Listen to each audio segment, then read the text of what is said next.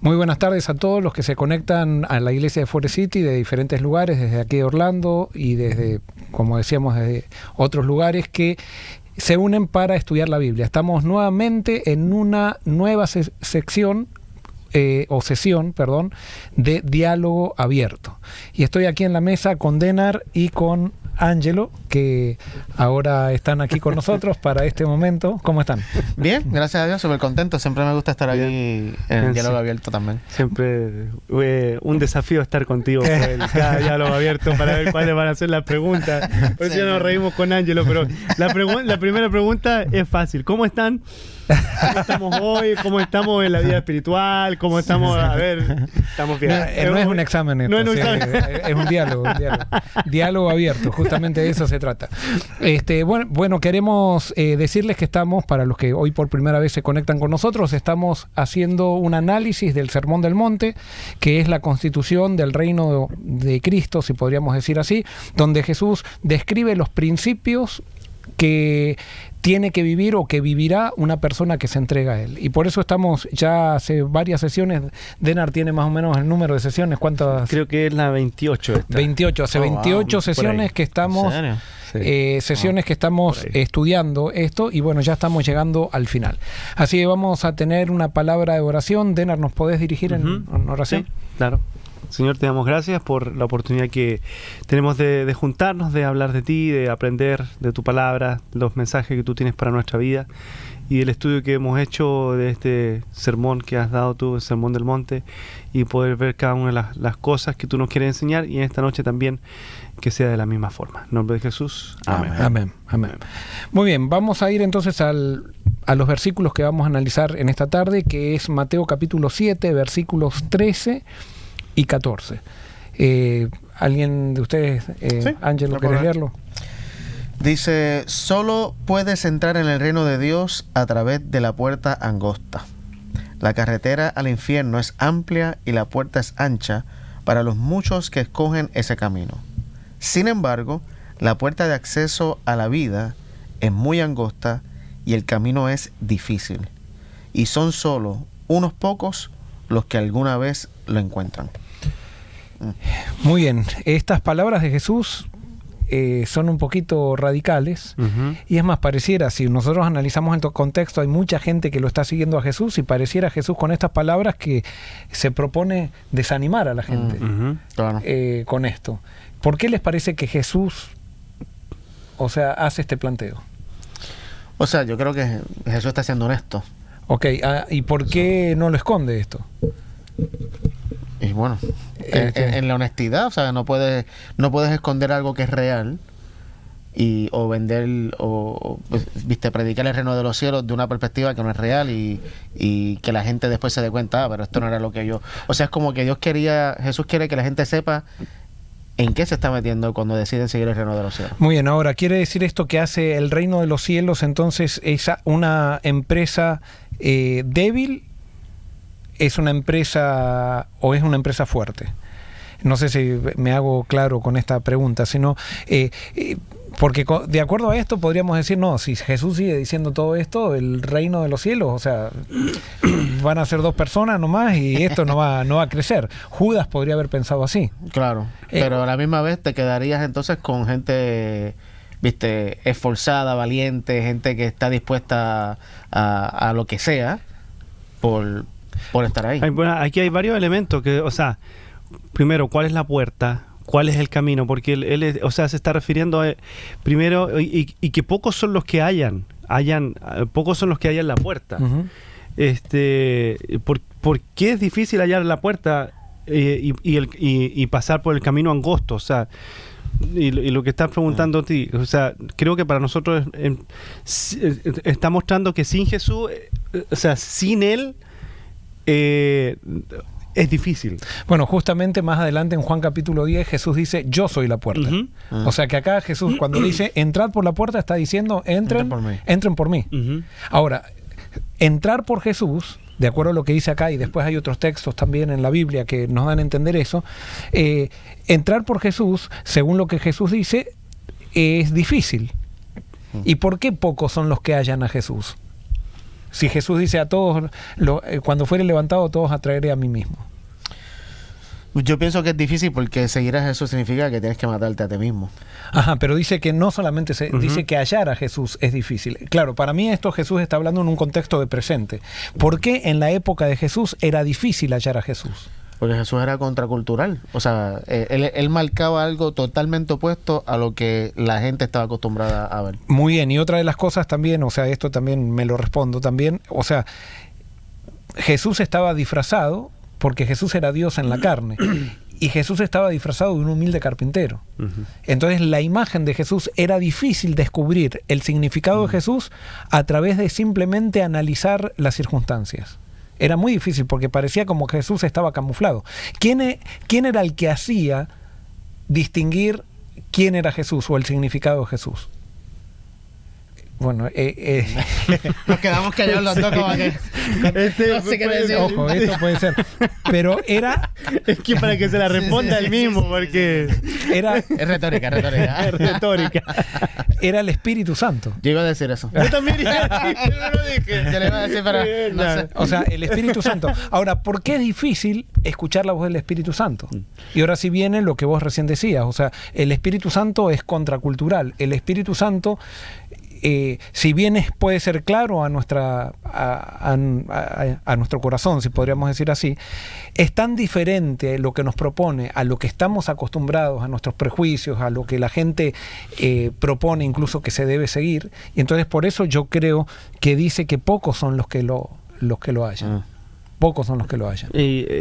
O sea, y hay tantas voces, o sea, tenemos tantas influencias. Aquí está las voces de los fariseos, o sea, de las creencias, de la cultura, o sea, tantas cosas y tantas voces que, claro, escuchar la voz del Espíritu Santo, o sea, hay que abrirse a eso. Y entonces si no nos abrimos eso, o sea, no vamos a encontrar, o sea, va a ser muy difícil encontrar la puerta. Sí, ahora yo encuentro acá aparentemente una tensión con ciertas cosas. Por ejemplo, con la iglesia de los Hechos. ¿Por qué? Porque acá dice son pocos, ¿verdad? Pero vos vas a la iglesia de los Hechos y ¿eran pocos o muchos? Muchos. Eran muchos. Jesús dice son pocos, pero vas al Apocalipsis y en un momento son pocos, pero después hay una gran multitud. Entonces hay una tensión acá, esto porque alguien que lee esto dice, pero entonces siempre lo de Jesús van a ser los menos.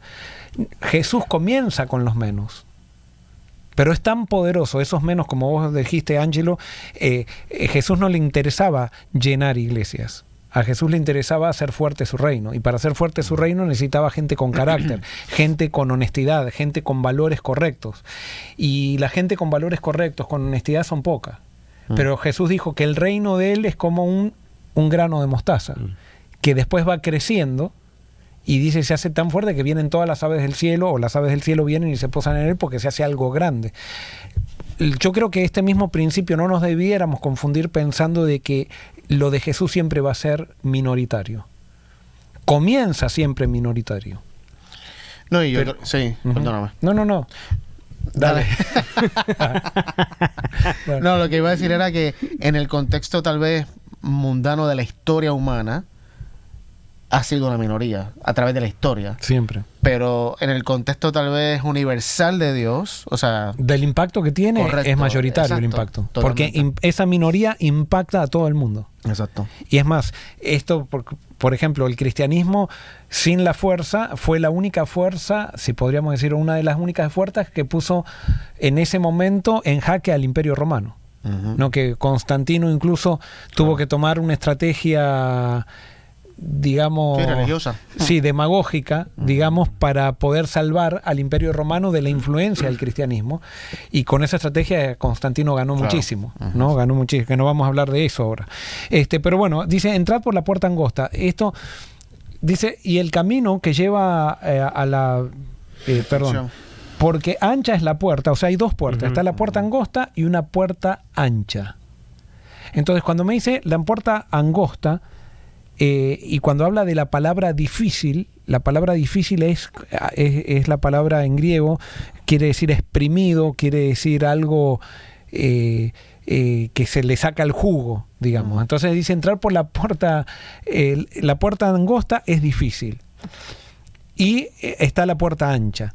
¿Qué les dice esto de la puerta angosta y la puerta ancha? Hablando corporativamente, para entrar por la puerta angosta. No puedo entrar muchas cosas. O sea, no me caben buenísimo, cosas. Buenísimo. Ajá. No puedo entrar muchas cosas. Y especialmente, ¿es algo individual o comunitario? La puerta angosta. Es individual. Es individual. Sí.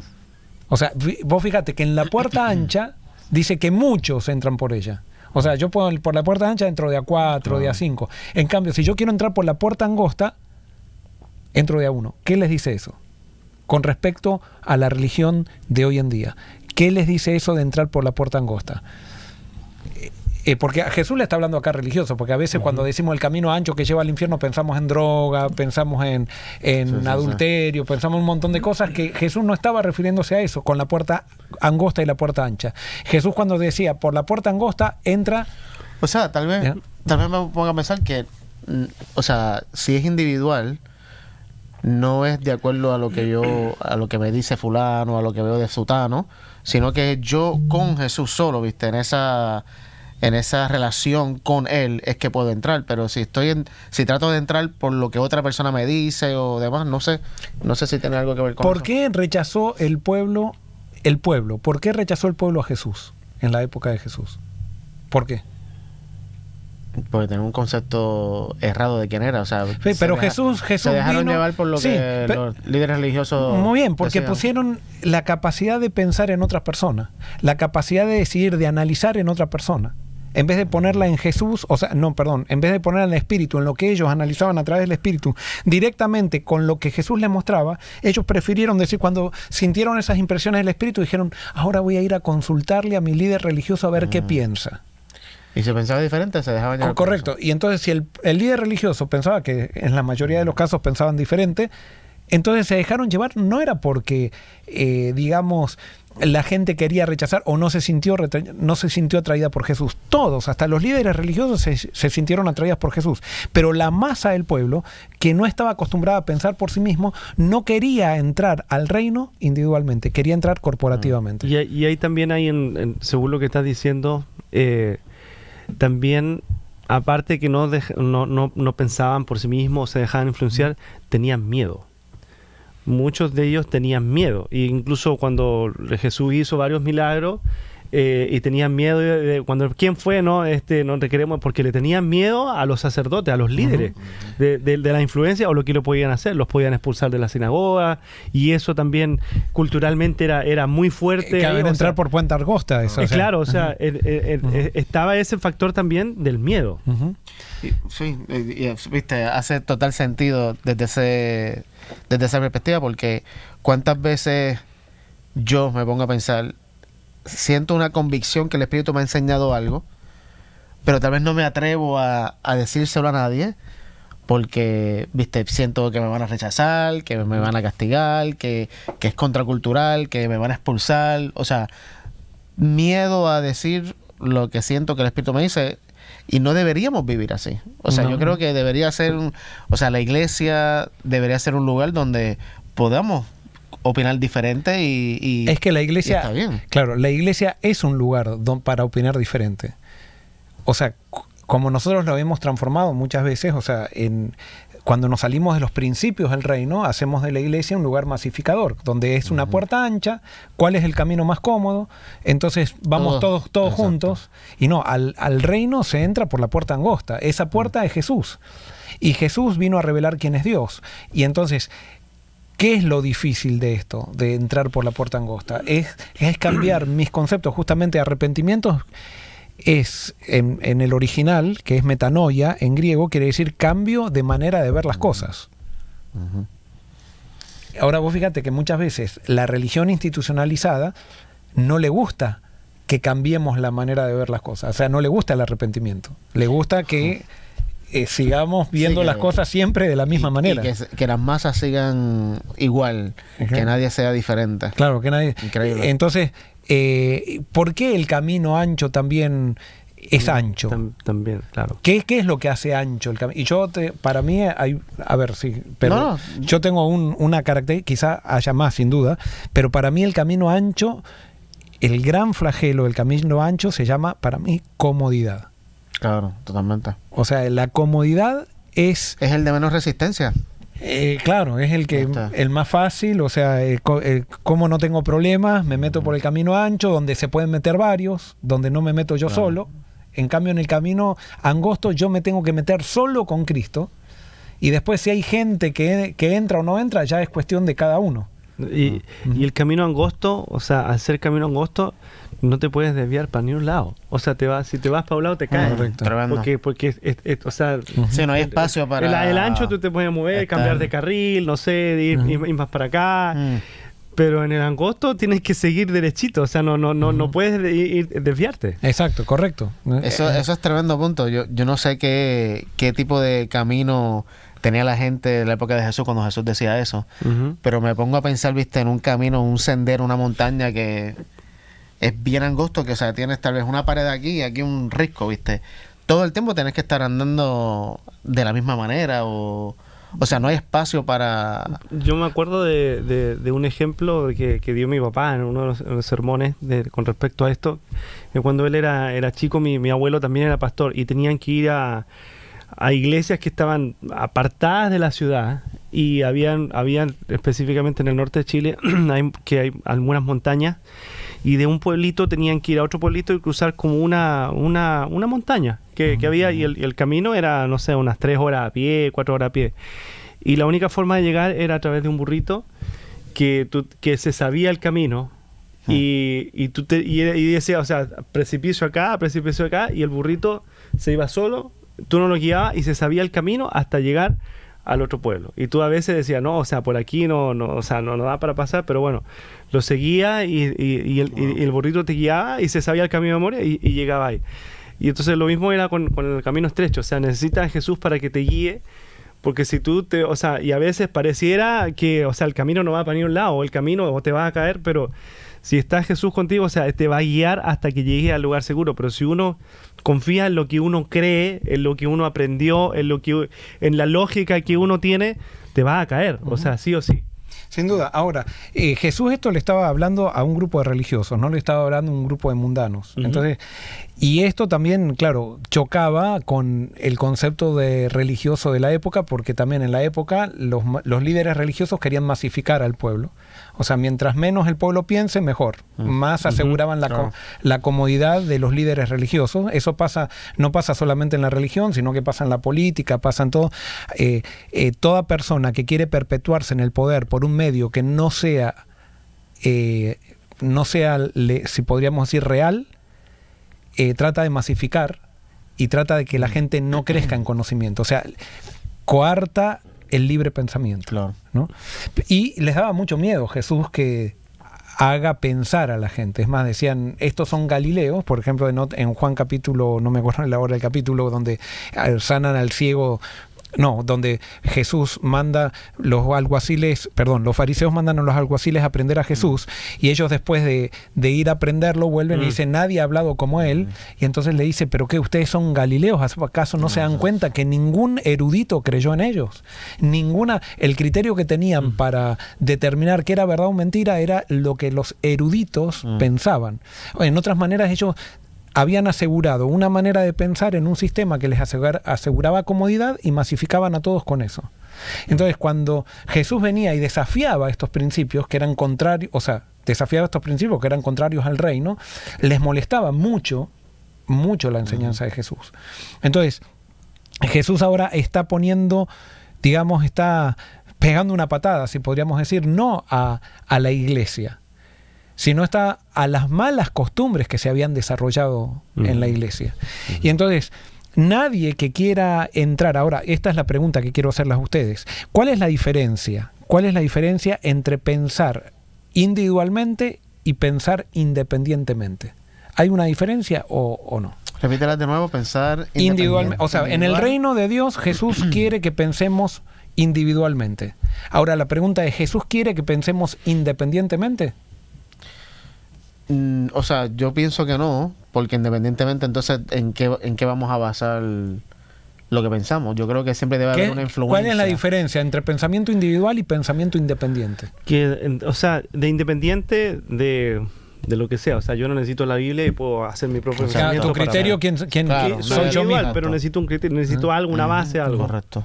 Pero Él quiere que nos basemos en su vida, en la de Jesús. Pero yo saco también, el Espíritu me revela las conclusiones que yo puedo sacar individualmente, pero basado en algo, que en este caso sería la Biblia o la vida de Jesús. O sea, Correcto. que yo use la razón que Dios me dio para analizar lo que cualquiera diga, incluyendo lo que el Espíritu me diga, y yo llegar a mis propias conclusiones. Eso es pensamiento individual. Correcto. ¿Qué sería pensamiento independiente? Independientemente sería, yo no voy a escuchar nada, yo mismo Correcto. voy a llegar a mi propia conclusión. ¿Y por qué hago esto? Porque alguien puede estar escuchando y dice, por eso yo pienso como quiero. Y acá no estamos diciendo que Jesús está promoviendo el pensamiento independiente. El pensamiento independiente es de Satanás también. Como Claro. son los dos extremos. Satanás utiliza siempre extremos. Está el pensamiento masificado, que es de Satanás, y está el pensamiento, en el otro extremo está el pensamiento independiente, que es de Satanás también. Jesús quiere el pensamiento individual, porque el pensamiento individual se construye individualmente, pero se construye interdependientemente en diálogo. ¿Por qué? Porque somos todos pecadores, y eso siempre lo dijimos, y como somos todos pecadores, tenemos nuestra manera de analizar es limitada, y entonces en la iglesia, en la comunidad de creyentes, en diálogo, crecemos. Tú sabes que me viene a la mente el primer concilio que hubo en la iglesia, en el libro de los Hechos, donde precisamente eso es lo que hicieron. Había un problema, que querían los judíos cristianos judaizar a los gentiles, y simplemente trajeron todas las ideas. Pablo dijo su punto, Pedro dijo su punto, Santiago puso su punto, y al final, entre todo lo que dijeron, el Espíritu los guió a la decisión que tomaron. Para llegar a un acuerdo. Correcto. Pero no era un acuerdo de imposición, sino que era un acuerdo de consejo. Y tampoco era independiente en el sentido de que nadie escuchó a nadie.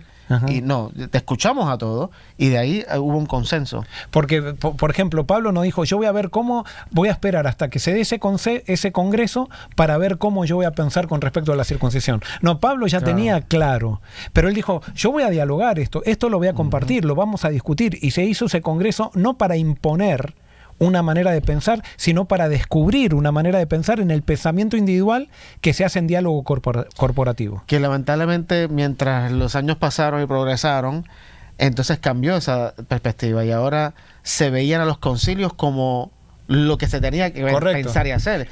Los individuos tenían que renunciar a su propia manera de pensar para aceptar la manera de un concilio. Lo que los famosos padres eclesiásticos decían, tenemos un problema, ¿qué dijo Agustín? Y si Agustín lo dijo, lo creemos. Si no, entonces... Y eso pasa ahora actualmente. Muchas veces decimos, yo no voy a tomar una decisión hasta que vea qué es lo que va a hacer, lo que va a decidir la iglesia en un concilio general. Está mal eso, está mal. Yo tengo que tomar mis propias decisiones ahora. Y en la iglesia se va... en el concilio se va a manifestar lo que el Espíritu individualmente le dijo a los individuos, pero no como una imposición, sino que se va a manifestar de una manera natural. Esto parece un poquito difícil de explicar, pero es realmente la dinámica de la Biblia, y la dinámica también, eso, bueno, ahora yo no pensaba hablar mucho de esto en este momento, pero es la dinámica también que, gracias a Dios, el movimiento adventista cuando nace con esa dinámica. Claro. O sea, nunca un concilio general iba a imponer un pensamiento individual. El concilio era para generar un diálogo de creyentes y de ese diálogo tener más luz. Pero cada uno después sigue, no en un criterio independiente, sino en un criterio individual, y siempre teniendo en cuenta esas referencias que hubo en el diálogo. El problema, ¿cuál es la persona independiente? Dice, yo decidí creer así y no voy a dialogar con nadie, y nadie me va a convencer de nada a mí porque yo ya creo así. No, eso no es así. O sea, eso es pensamiento independiente. El pensamiento independiente no es de iglesia. O sea, hablando de iglesia verdadera. La iglesia siempre es un diálogo comunitario. Y vamos creciendo y vamos superando errores en la medida que dialogamos, pero no hay ningún problema con equivocarse tampoco. Pero bueno, eso es otro tema. Estábamos hablando de la puerta estrecha. Ahora, lo que estábamos hablando es que Jesús dice que para entrar en el reino, esto no sé si ustedes están de acuerdo, podemos entenderlo así, entrar en el reino de Dios por la puerta estrecha, por Cristo, es difícil. Es difícil. El camino es angosto, pero a medida que vamos avanzando por el camino, que es Jesús también, ¿qué va pasando con el camino? a mi criterio, a medida que vamos avanzando, el camino se va ensanchando, ensanchando y ensanchando y cada vez más ancho. En cambio, en el camino que lleva a la perdición, en el camino corporativo, si podríamos decir así, que yo no quiero pensar por mí mismo, sino que quiero entregar mi manera, yo entro muy cómodo porque quedo bien con todos, estoy bien con todos, pero en la medida que voy avanzando, se van angostando, se van angostando, se van angostando hasta que me lleva a la destrucción. O sea que cuando Jesús dice que el camino es angosto, es la entrada del camino. Pero el camino luego se hace más grande. Yo no sé si se hace más grande, sino que tu habilidad de caminar en un camino estrecho se va ampliando, o sea, ¿sí? Se va desarrollando, claro. Y cada vez es como si podías ir corriendo, incluso en el camino angosto, porque tu habilidad Dios te va capacitando para caminar en el camino angosto y cada vez se hace más fácil. Vamos ahora sí con un ejemplo que se utiliza, aunque Jesús no lo utiliza en esto, pero por ejemplo un drogadicto. ¿Entra difícil a la droga o entra fácil? Fácil. Entra facilísimo. Ahora, ¿cómo va pasando con su camino? Que entra muy fácil en la medida que va avanzando en el camino de la droga. Se va haciendo más angosto. Se va haciendo más angosto, cada vez más angosto, hasta que llega un momento que lo destruye. Lo mismo pasa con la persona que no quiere pensar por sí misma. Entra por el camino fácil, ancho, queda bien con todo el mundo, pero en la medida que los desafíos de la vida van viniendo, cada vez esa manera de quedar bien con todo el mundo no existe, o sea, porque es una utopía, eso lo dicen a todos los libros, hasta los libros de liderazgo secular. Cuando vos quieras quedar bien con todo el mundo, no vas a ser líder. Pero esas personas que quieren quedar bien con todo el mundo se van metiendo en un camino cada vez más angosto y después no saben cómo salir de los enredos que se meten. Sí. Porque no podés quedar bien con todo el mundo. Entonces, yo creo que esto también, esto del camino estrecho, si bien es difícil, tenemos una recompensa, que es la recompensa de que cada vez va a ser más fácil. Lo otro es fácil, pero termina difícil. Y por eso que te decía que, como yo lo veo, es que el comienzo del peregrinaje siempre es más difícil, pero mientras más vas avanzando, es como que en el reino de los cielos las cosas se invierten, ¿no? Correcto. El más grande tiene que ser chiquito, el más chiquito el más grande, y aquí también entras en lo angosto, pero después se expande. Pero me gustó el ejemplo que dijiste de que, y es cierto, ¿viste? Cuando uno entra en algún tipo de adicción o de pecado, al principio es fácil, llamativo y todo, pero a la medida que te va consumiendo, o sea, eres un prisionero. Sí, un esclavo. Realmente. Y te va destruyendo eso. Exacto, entonces el angosto y el ancho hace mucho sentido por eso. Ahora vos fíjate también, cuando Jesús dijo, todos los discípulos, cuando caminaban con Jesús los 3 primeros años antes de la cruz, tenían problemas entre unos y otros. ¿Por qué tenían problemas? Porque ellos, ¿qué estaban buscando? Su posición. Ajá, su posición. Y estaban buscando el trono. O sea, ¿quién iba a estar en el trono de Jesús? Y Jesús, ¿qué les enseñaba? Que para llegar al trono, ¿qué hay que hacer? Servir, humillarse. Sí, pero hay que ser último. Sí, pero especialmente para llegar al trono hay que pasar por la cruz. Claro, sí. O sea, no está mal querer llegar al trono, pero para llegar al trono en el reino de Dios tenés que pasar por la cruz. En cambio, nosotros, en camino ancho, ¿qué hacemos? Buscamos primero el trono. Y después terminamos en la cruz. Y Dios no quiere que terminemos en la cruz. Dios quiere que terminemos en un trono. Pero nosotros, al buscar el camino ancho, al buscar el trono, al buscar quedar bien con la gente, al buscar el hecho de la comodidad, nos queremos sentar en el trono y tarde o temprano vamos a terminar en una cruz. La pregunta que viene a la mente mientras tú decías eso, y no sé, viste, si te da contestación, pero ¿por qué tiene que ser así? O sea, ¿por qué lo malo siempre es más amplio al principio y lo bueno... Y es más fácil, más fácil al principio. Sí, es muy buena la pregunta. Y lo bueno siempre se nos hace más complicado. Justamente, porque ¿dónde está el problema? En mí, es que nosotros somos culturales, Jesús es contracultural, entonces el encuentro con Jesús implica un cambio. O sea, si no hay cambio, no hay encuentro con Jesús. El cambio es difícil. Y el cambio, claro, es incómodo aceptar que Jesús cambie toda tu manera de pensar, que vos te sometas a Él. O sea, esa es la cuestión. Y si nosotros no tuviéramos pecado... sería lo natural. Claro, sería lo natural, pero para nosotros lo natural es lo otro, es el camino ancho. Entonces, por eso es difícil. No es porque sea difícil, exacto. Sino que es difícil porque es contrario. Es como cuando Pablo decía, la ley produjo en mí todo pecado. Y entonces Pablo decía, en Romanos 7, decía, pero entonces quiere decir que la ley es mala. Y Pablo decía, no, el problema no es la ley, el problema somos nosotros, que somos malos. Y cada vez que entonces queremos guardar la ley, nosotros nos resistimos porque nuestra naturaleza está en desarmonía con la ley. Claro. Entonces, nuestra naturaleza está en desarmonía con los principios del reino, con Jesús, con la puerta. Entonces, por eso entrar por Jesús es estar dispuesto a que Jesús transforme mi vida. Y ese es el dolor más grande que... No. Es lo más difícil. Es lo más difícil. Sí. Entonces, ahora, por eso, el reino de Jesús, y por eso también a veces tenemos que tener cuidado, porque a veces nosotros cuando predicamos queremos hacer el evangelio atractivo, y el evangelio nunca es atractivo. Porque a veces decimos, tenemos que ser relevantes cuando predicamos, es verdad. Pero ¿qué es ser relevante cuando predicamos? Y entonces muchas veces entendemos, sí, perdóname, No. cuando muchas veces entendemos que ser relevante es que a la gente se sienta atraída por el evangelio. Se sienta cómoda. Se sienta cómoda, exacto. Vale. Y ser relevante quiere decir que la gente entienda lo que significa aceptar el evangelio. Sí. Que lo entienda. Y tenemos que llegar a través de un canal que a la gente le parezca, o sea, le sea entendible. Ahora, y estoy de acuerdo contigo, pero si soy el devil's advocate, como se dice en inglés, por otro lado yo pienso que hay algo que es bien llamativo del evangelio, independientemente de nuestra naturaleza, y ese es el amor. Correcto. Cuando uno predica o cuando uno habla del amor de Dios, cualquier ser humano va a ser atraído a eso. Es que justo, aunque vos seas el más pecador y tengas la cabeza dada vuelta, el amor te atrae. Claro. El amor es tan poderoso que la Biblia lo dice, que las tinieblas no prevalecen con la luz. Entonces el amor, a pesar de que es difícil esto, si alguien lo decide por amor. Exacto. Porque el amor no tiene barreras, si podríamos decir así. No, y ¿sabes? Es súper impactante, ¿no?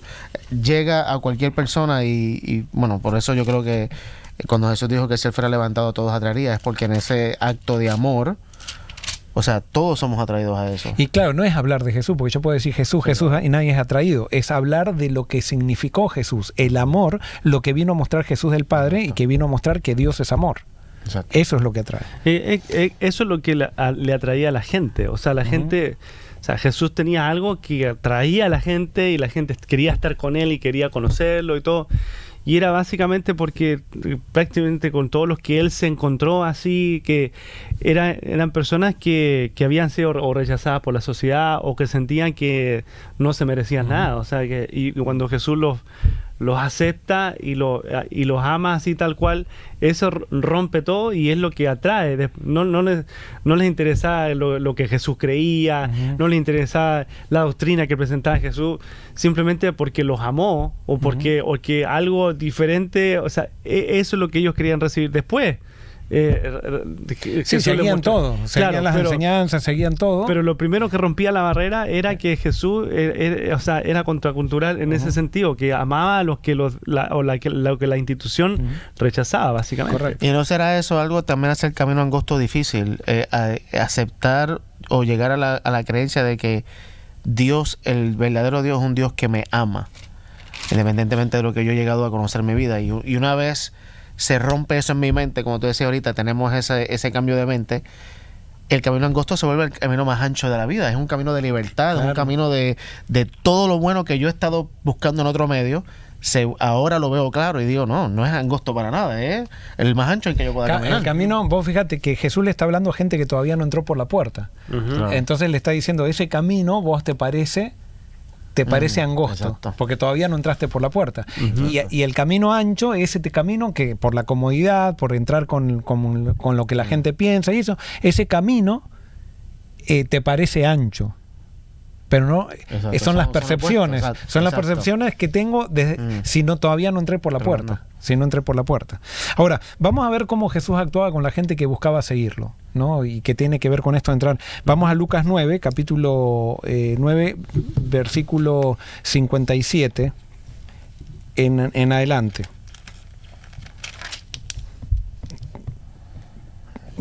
¿Qué dice? ¿Lo leo yo o lo lees tú? Parto 57 yo. al 58 y 58. 57. Yendo ellos, uno le dijo en el camino: Señor, te seguiré a donde quiera que vayas. Y le dijo Jesús, las zorras tienen guaridas y las aves de los cielos nidos, mas el Hijo del Hombre no tiene donde recostar la cabeza. Muy bien, ¿qué está haciendo Jesús ahí? Le está diciendo que el camino es... Lo está desanimando. angosto, sí. Lo está Sí, desanimando. el camino es O difícil. sea, si me quieres seguir, o sea, imagínate Exacto. que yo, o sea, que tú sería tu maestro, no tengo ni dónde siquiera Claro. dormir. Y Imagínate tú. ¿Te acordás cuando vino el joven rico? Ajá, También vino con una intención de seguirlo y Jesús ¿con qué lo confrontó? también con... Lo confrontó con decir, bueno, Mm. vende todo lo que tienes. Claro. Entonces, Jesús, evidentemente, aunque no lo dice acá estaba confrontando a alguien que estaba queriendo quizás decir, quizás esta es la solución de mi vida. O sea, porque ahora voy a tener, yo no tengo dónde dormir, que esto, que lo otro, y ahora voy a tener dónde dormir, voy a tener quizás un puesto en el reino, si este es el Mesías, voy a hacerme rico. Y Jesús entonces lo confronta con esa idea, porque esa idea era tergiversada. Esa no era la motivación por la cual alguien tenía que ser discípulo. Y yo creo, y eso es lo que yo estoy pensando mientras tú hablas, porque si bien es cierto que parece discourage, ¿cómo fue la palabra que tú usaste? Que está que desanima. desanimándolo. A la misma vez yo siento que no es un desánimo, sino es como que Jesús quiere que yo esté consciente de por qué, o sea, de lo que me espera. Es como, por ejemplo, a veces yo voy a salir a un sitio y los nenes míos me dicen, papi, ¿yo puedo ir contigo? Y digo, ok, en ese sitio no va a haber internet. Si todavía me dice quiero ir, sé que quiere ir por la razón correcta. Por estar con vos. O sea, Claro, o sea, por la razón correcta. Sí. No es que está yendo porque va a tener algo, ¿entiendes? Sí. Y a veces, no sé, me parece, capaz que estoy equivocado, pero que capaz Jesús en esto es como que no para que él sepa que él lo va a seguir por la razón correcta, pero que la persona que dice, aún así quiero seguirte. O sea, aunque me tome dormir en cueva y en el piso, aún así quiero seguirte. Es como que no sé si me hago entender lo que estoy diciendo. Sí, estás pasando Entiendo. el obstáculo que impediría seguirlo como él quiere que lo sigas. Y Jesús me lo quiere dejar claro. O sea, Claro. no es como no me quiere engañar a decir, no, vente, que este camino va a ser Sí, lo más lindo de todo. Y me doy cuenta que la realidad es otra. No, desde el principio Jesús es honesto. Me dice, esto es lo que te espera. Yo me acuerdo cuando recién estaba empezando a ser pastor y que fui a una campaña evangélica, entonces le di el estudio bíblico de la justificación por la fe a una que no estaba en la lección. Le di un estudio, entonces volvía con el evangelista y le digo al evangelista, le di el estudio bíblico de la justificación por la fe a esta persona, y realmente creo que lo entendió, lo aceptó. Y entonces él me dice, vos enseñale a guardar la ley y después que entiendan todo lo que quieran, pero ahora que guarden la ley. Sí, o sea, a lo que voy es, queremos lograr un objetivo y no importa, o sea, Sí, cuál la es razón, la razón nada. o algo por el estilo. La cuestión es, y eso era lo que Jesús quería evitar. ¿Por qué? Porque cuando nosotros hacemos así es porque queremos números. Ujú. Jesús no le interesaban los números, le interesaban seguidores. Entonces Jesús te confronta siempre con lo que impide que Él sea lo principal en tu vida. Mm.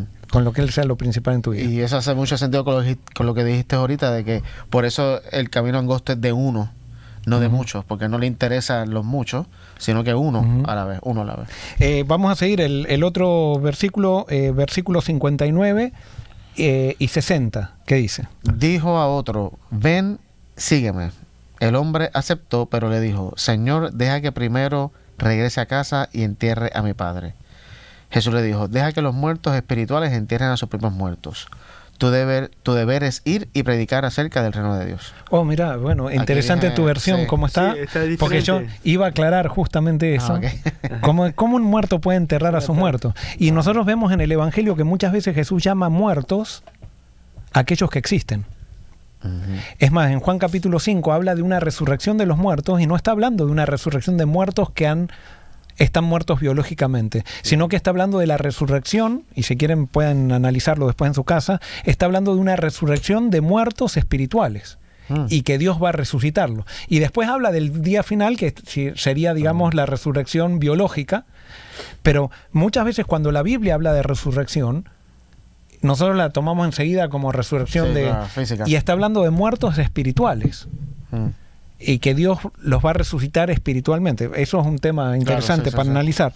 Pero acá entonces Jesús, había una cosa, por ejemplo, que le está diciendo, deja que vaya y entierre a mi padre, y parece que como que Jesús está siendo muy radical. Que no tiene sentimientos hacia la familia, ¿viste? Sí, o sea, es como bien raro ese texto. Bueno, una de las cosas que los judíos tenían era que si alguien moría, no podían, o sea, tenía que ser enterrado prácticamente el mismo día. O sea que cuando una persona está diciendo, deja que entierre a mi padre, le está diciendo, deja que mi padre está por morir. Mi padre está por morir, pero no sé, o sea, podría morir en una semana, en 2 meses. Años. O sea, realmente esta persona no estaba demasiado segura de la decisión que estaba tomando, y estaba de alguna manera generando una excusa para quedar bien con Jesús y a la vez quedar bien con la situación familiar. Entonces Jesús le dice, mira, hay mucha gente que no está recibiendo la atracción que vos estás teniendo, hay mucha gente que no se cruzó conmigo, y hay mucha gente que yo no le dije sígueme. A vos te estoy diciendo seguime. Sí. Ahora vos tenés la oportunidad de resucitar y estás vivo porque estás conmigo. Entonces deja que aquellos que no tienen la oportunidad que yo estoy haciendo, que posiblemente vos tenés muchos hermanos, eso, atiendan a tu padre.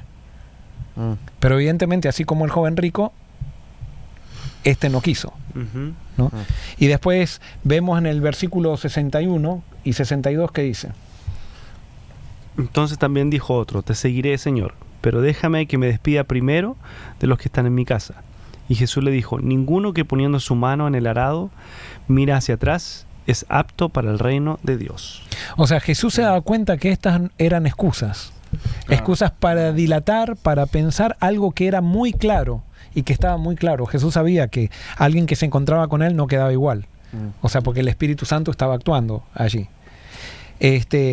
Entonces, ¿qué es lo que me dice? Sí, Jesús, cuando llama al discipulado, nos llama a entrar por la puerta angosta.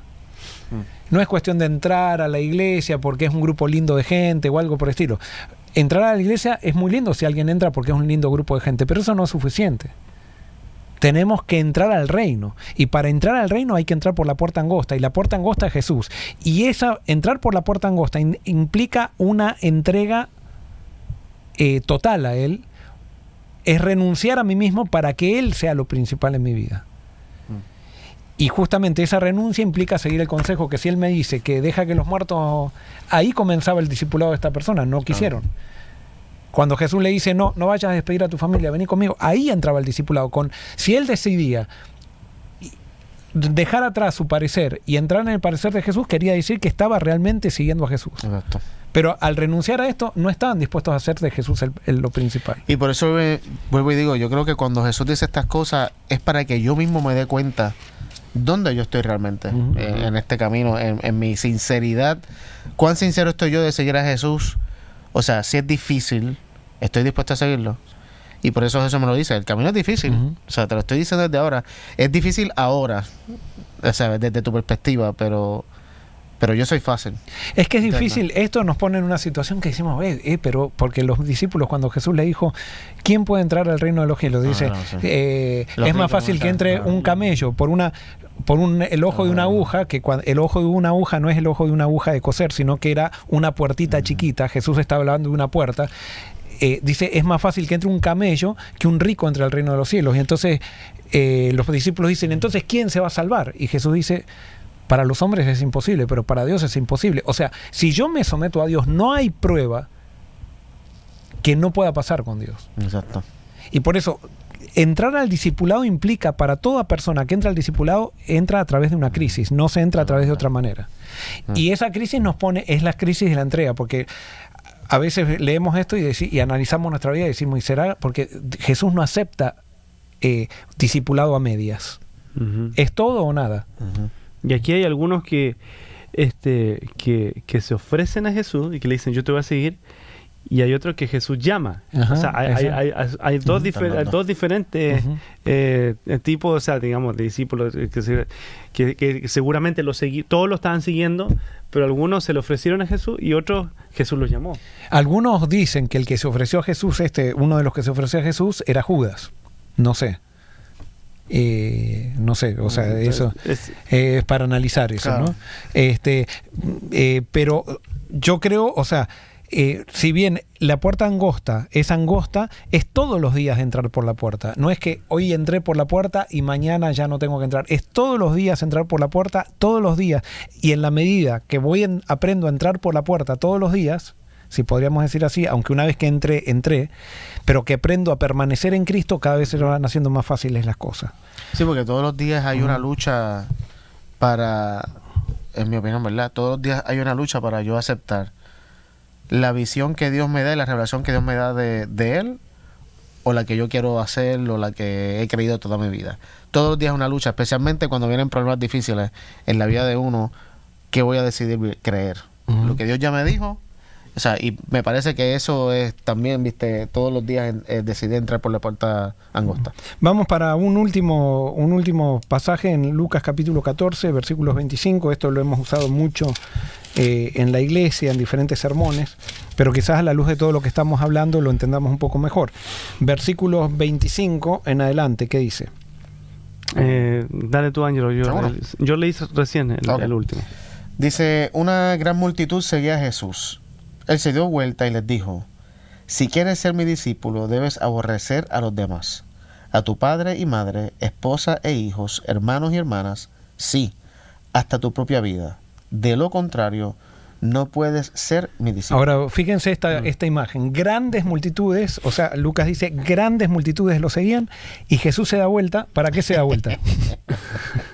¿Para qué? Para decirles la realidad. Para desanimarlos. O sea, para desanimar a todas las multitudes. Porque si fuera yo, grandes multitudes me siguen, y dijo, no, acá no les digo absolutamente nada, que me sigan siguiendo, y después que se den te cuenta. va a ir bien en tu vida, Sí. si me sigue va a tener bendiciones, Claro. así que quédate conmigo, pero va y le dice Sí. todos los Y contrarios. mirá la pauta que le pone, Claro. dice, si alguien no aborrece a padre, madre, hijos y hermanos, hermanas, hasta su propia vida, no puede ser mi discípulo.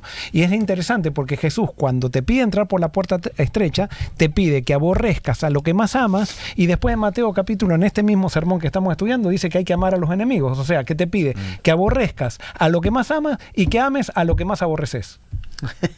O sea, ese es Jesús. Claro. Y ese es el reino de Dios, porque justamente todas esas crisis de cosmovisión, todas esas crisis de prejuicios que genera Jesús, nos traen libertad. Exacto.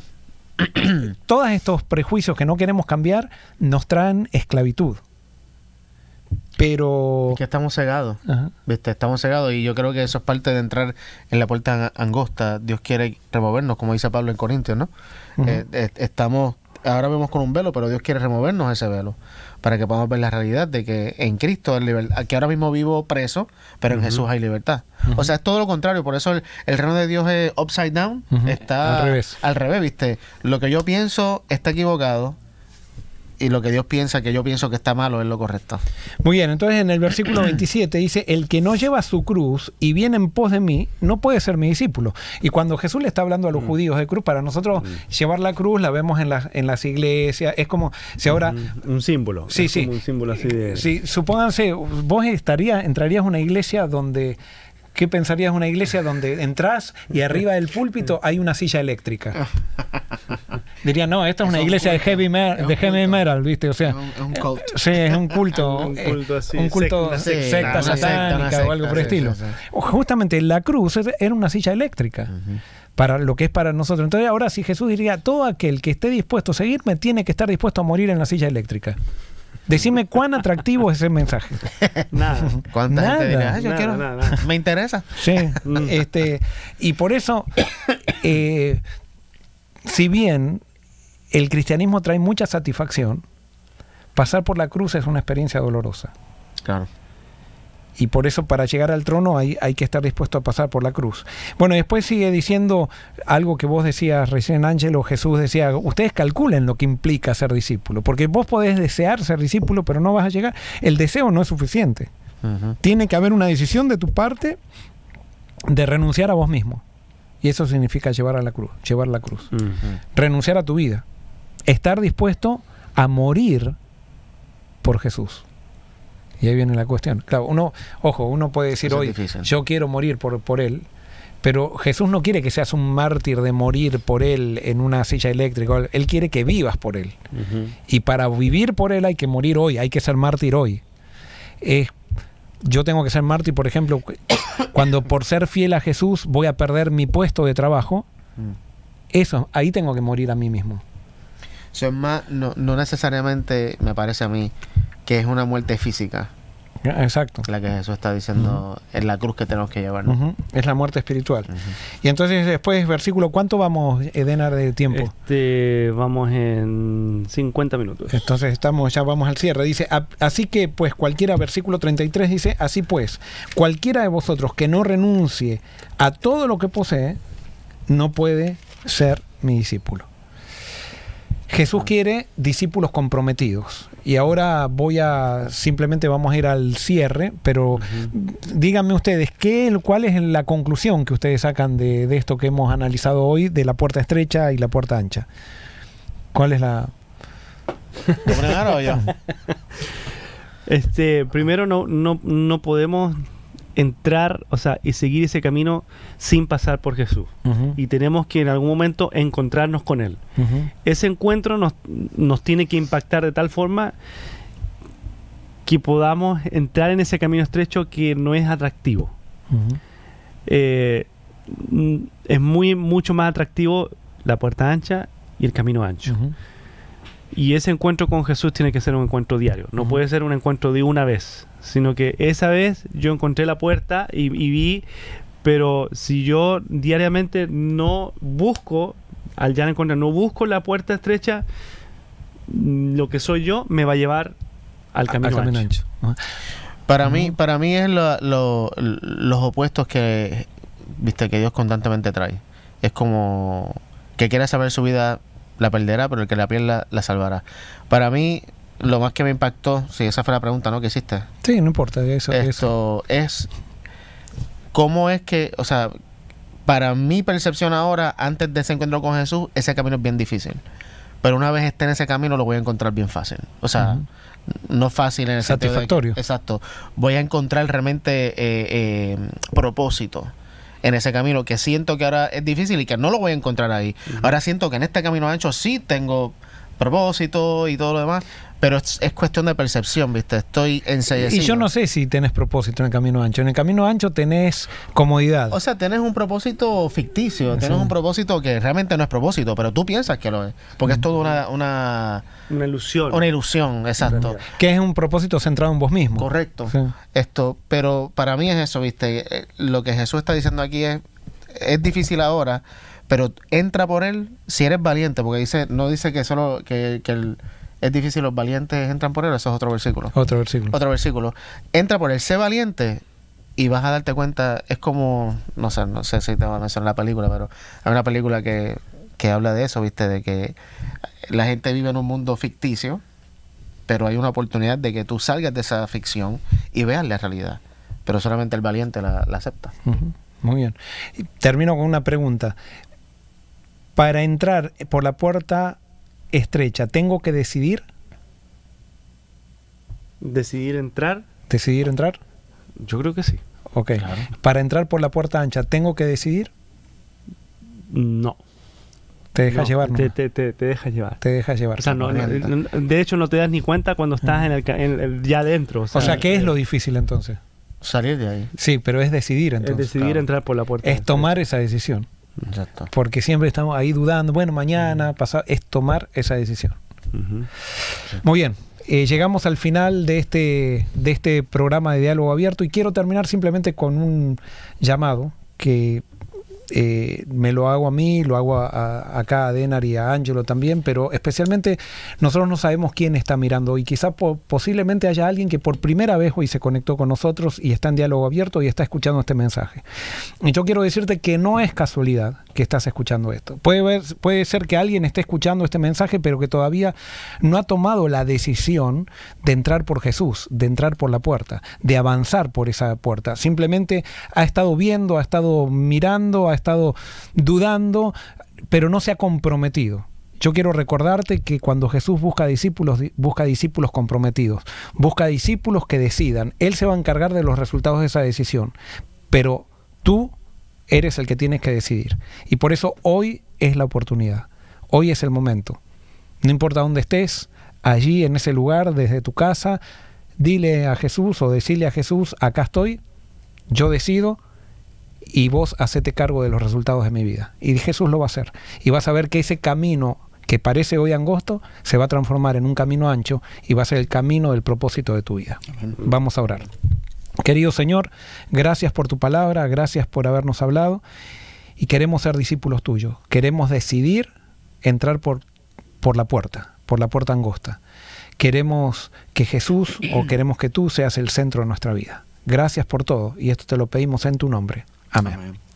Dios los bendiga, y nos vemos entonces el sábado. Estaremos aquí, el viernes, El Secreto de la Vida, a las 10 de la mañana, y el sábado, como todos los sábados, a las 9:30 tenemos el servicio en inglés por el canal de inglés de Forest City. A las 10:30 tenemos Estudiemos Juntos, que es el repaso de lo que estudiamos en la escuela sabática, y entonces a las 11:30 el servicio de oración con la predicación. Dios los bendiga, y queremos recordarles que este sábado va a estar con nosotros el pastor Arnaldo Cruz. Nos vemos entonces en el correr de la semana.